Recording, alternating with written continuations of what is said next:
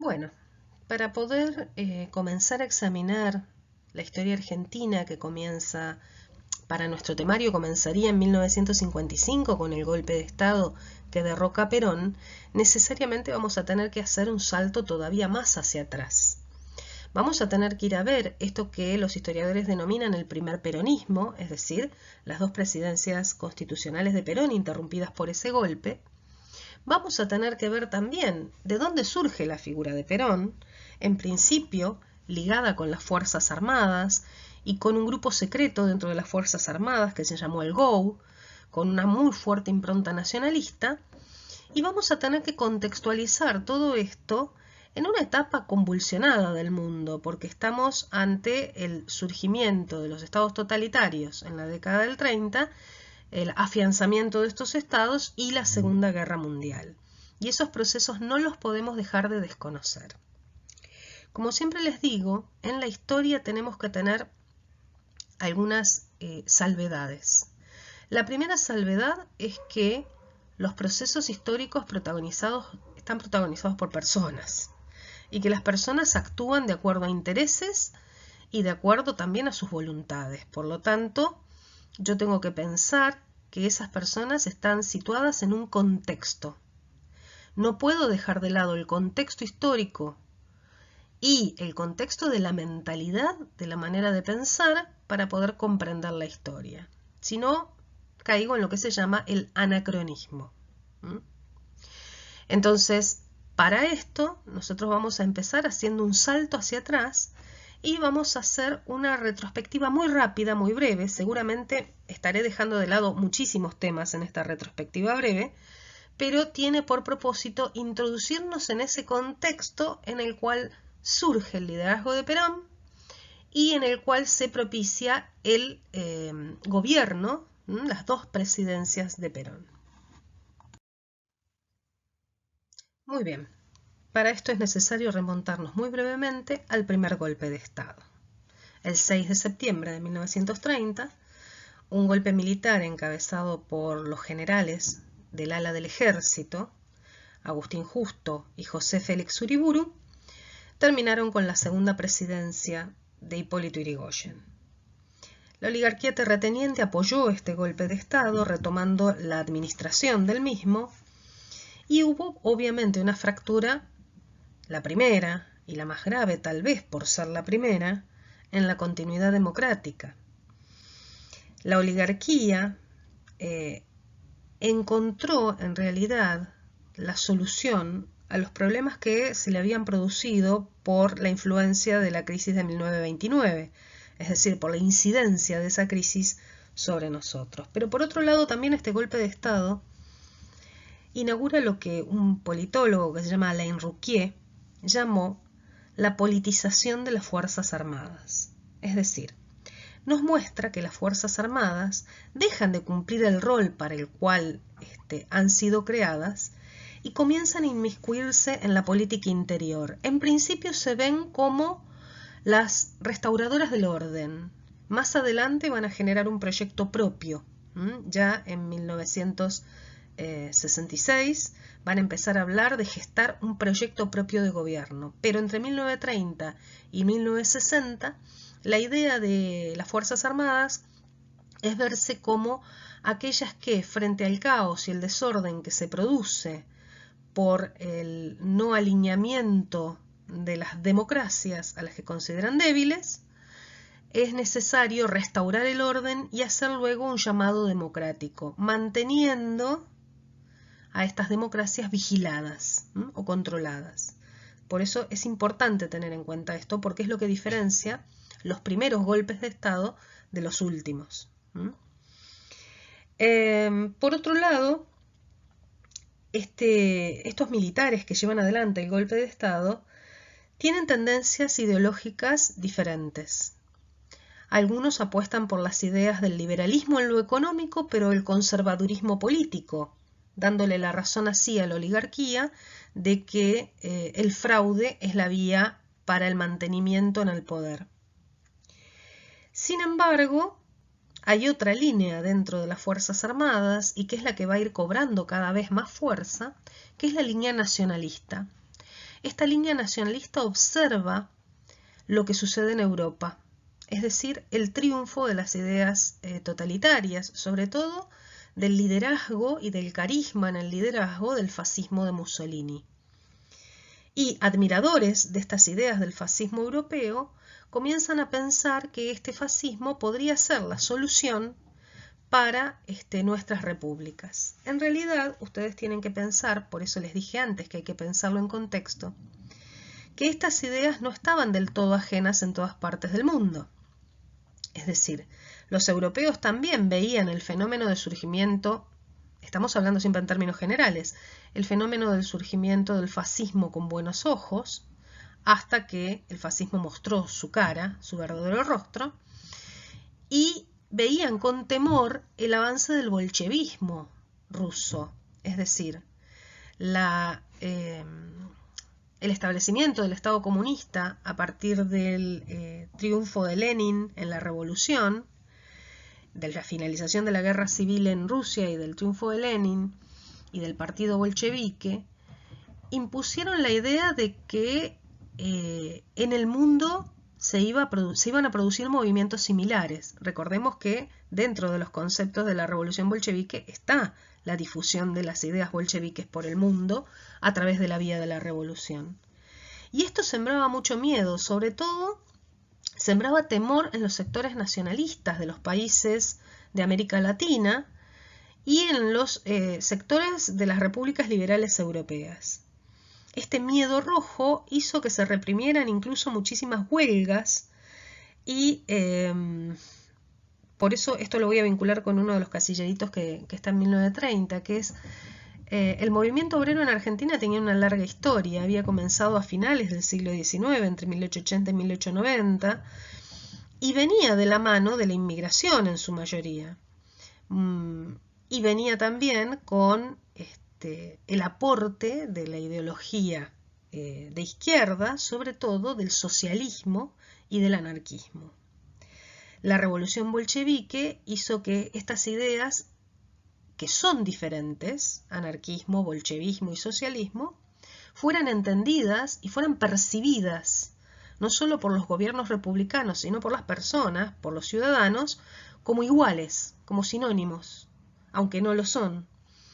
Y entonces esto provocó lo que se llamó el miedo rojo. También en parte eso influencia a este primer golpe de Estado, en una parte chiquita, porque en realidad la influencia mayor del miedo rojo la vamos a tener, el miedo al comunismo, la vamos a tener en el golpe del 43.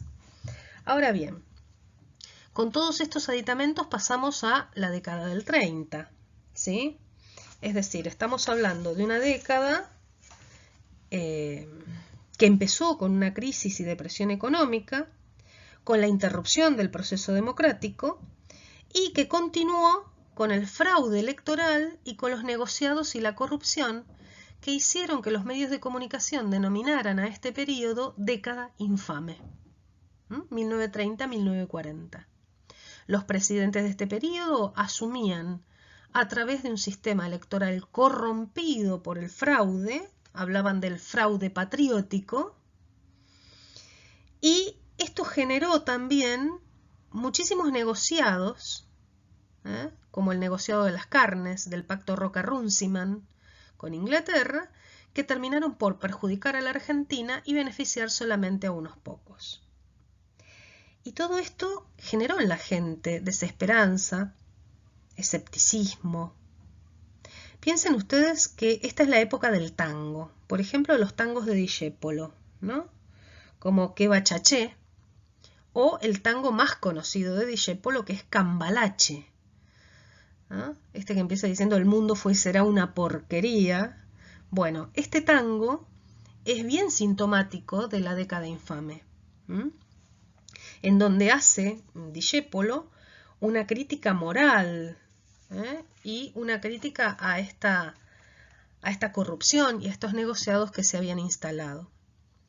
También la década del 30, forzadamente por las consecuencias de la crisis del 29, inicia la sustitución de importaciones, es decir, todos aquellos productos industrializados que se importaban, ahora vamos a tener que empezar a producirlos en el país. Pero claro, este inicio de la sustitución de importaciones es lento, porque en realidad la sustitución no empieza por un desarrollo de la industria pesada, porque requería demasiada inversión, sino que empieza por el desarrollo de la industria liviana ligada a la agroexportación. Y progresivamente se van a ir incorporando el resto de los sectores industriales. Esto hace que también socialmente la Argentina, que venía de una serie de cambios sociales producto de la absorción de los inmigrantes, empieza a tener también migraciones internas, es decir, centros rurales, zonas rurales, pueblos del interior del país que van drenando población, gente que emigra de sus pueblos o de zonas rurales para buscar trabajo en las zonas industriales, en los grandes centros industriales que van a ser Córdoba, Rosario y obviamente Buenos Aires. A su vez también vamos a recibir una segunda oleada de inmigrantes. Recuerden ustedes que, sobre todo ante el establecimiento del fascismo en Europa y del nazismo, muchos van a tratar de huir previendo la idea de un conflicto mundial. En 1943 se produce un nuevo golpe de Estado. Este golpe de Estado de junio de 1943 pone fin al gobierno que estaba presidido por Ramón Castillo. Ramón Castillo en realidad era el vicepresidente de Roberto Ortiz, pero Ortiz tiene un pico de diabetes y deja el cargo por problemas de salud precisamente. El grupo de militares que había encabezado este golpe tenía unas claras influencias nacionalistas. Compartían ciertas ideas y ciertos intereses. La primera de las ideas era frenar el avance del comunismo, por lo tanto son abiertamente anticomunistas. Hacen críticas al liberalismo económico, pero también al conservadurismo político, y se proponen el desarrollo pleno de la industria nacional con miras a generar un autoabastecimiento industrial. Por otro lado, también tienen notorios sesgos autoritarios, particularmente, teniendo en cuenta que son anticomunistas, reprimiendo cualquier huelga o manifestación por parte de los sectores obreros. Entonces acá tenemos la confluencia de dos factores. Dijimos, a partir de la década del 30 hay un incremento de la mano de obra obrera, es decir, hay un incremento del obrero por causa de las migraciones internas, pero a la vez también hay una continuación de los sindicatos en manos de sectores socialistas o anarquistas que las Fuerzas Armadas entienden están fuertemente vinculados con el bolchevismo y que por lo tanto hay que mantener controlados o reprimirlos en el caso en que sus huelgas sean violentas abiertamente. A esto nos referimos con estos rasgos autoritarios que ponen el acento fundamentalmente en un comienzo en el movimiento obrero y obviamente también en los políticos socialistas y en los políticos disidentes al golpe. Por otro lado, este golpe militar es llevado adelante, o sea, es dirigido por el ala del ejército, con muy poca participación de la marina, muy poca. Dentro del ejército había un sector que se había formado con jóvenes militares, con jóvenes coroneles, tenientes y generales, que se denominan GOU, Grupo de Oficiales Unidos. Dentro de este Grupo de Oficiales Unidos vamos a tener a Emilio Ramírez, que es uno de los golpistas, a Rawson y al joven coronel Juan Domingo Perón. Él pertenece al GOU, forma parte del grupo del ejército que da el golpe de Estado del 43, y este grupo, también citando a un historiador francés que es Alain Rouquier, dice que fue un grupo de enlace entre los jóvenes oficiales partidarios de restablecer la moral y la disciplina dentro del ejército y de recuperar al país de una corrupción que llevaba derecho a la vía del comunismo. Es decir, acá dentro del GOU vamos a ver estos intereses anticomunistas y esta idea de que la situación del país era remediada solamente por la interrupción militar. Otra vez volvemos a la idea de ver al golpe de Estado como una solución para retornar a una cierta normalidad. Ahora bien, en lo que no estaban de acuerdo era en el posicionamiento frente a la Segunda Guerra Mundial. Ahí había varias posturas. Había aquellos que sostenían que la Argentina tenía que permanecer neutral, porque de esta manera podía mejorar sus negociaciones de exportación con ambos bandos, es decir, con el eje y con los aliados. Y esa política neutralista, en definitiva, era la que se venía llevando a cabo desde el gobierno de Irigoyen y desde antes, desde Victorino de la Plaza, con la Primera Guerra Mundial. Ahora bien, en un segundo momento, hay otra idea dentro de las Fuerzas Armadas, que es la idea de proaliados, es decir, mantenernos firmes en posicionamiento con Inglaterra, Francia y Estados Unidos.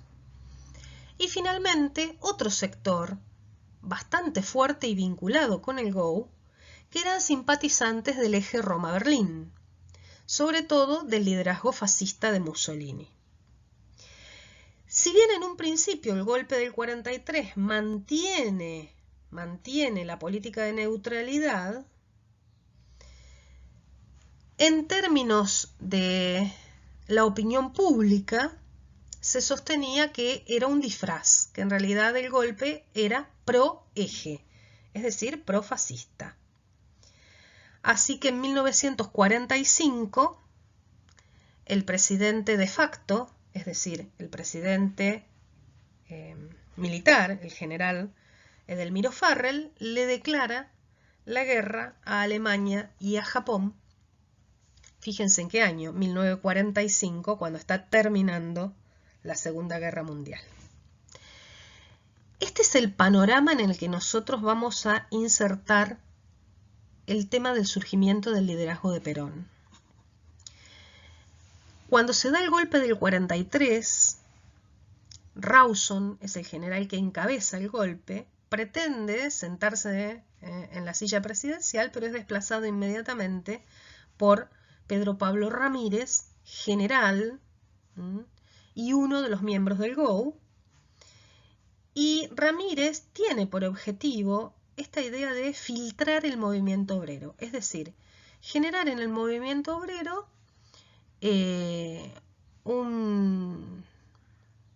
una adecuación no a las ideas comunistas ni a las ideas socialistas, sino que depurarlo de estas ideas. Y para eso crea la Secretaría de Trabajo y Previsión y nombra en esa Secretaría de Trabajo y Previsión al más joven de los coroneles, que es el coronel Juan Domingo Perón. A partir de ahí va a comenzar la carrera pública de Perón, que concluirá cuando él renuncie a los cargos militares para postularse como candidato a presidente en 1945. Hasta acá vamos a llegar por ahora.